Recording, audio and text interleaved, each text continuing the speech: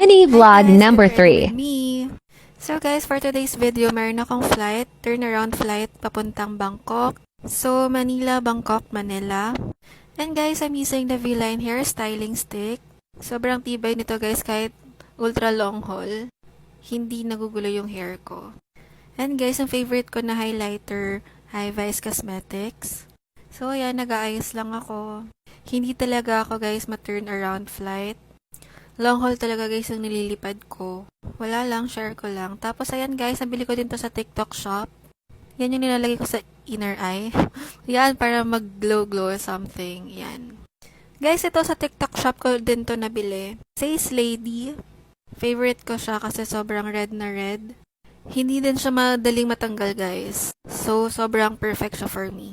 And ito guys, kino-combine ko siya ng, nakalimutan ko kung anong tawag dito pero sa TikTok shop ko din siya nabili. So, ilalagay ko na lang yung link sa yellow basket. And ayan guys, ganyan pala ako mag-scarf.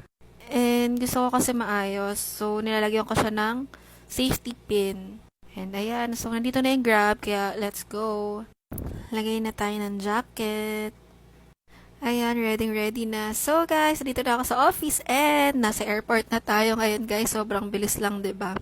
Papasok na kami ng aircraft. So, magtatrabaho muna ako guys. Dito pala nakaland na kami. Hindi na ako nakapag-video kasi syempre, trabaho muna. Nagland kami 3 AM na yan guys. Red eye flight kasi yung nilipad ko.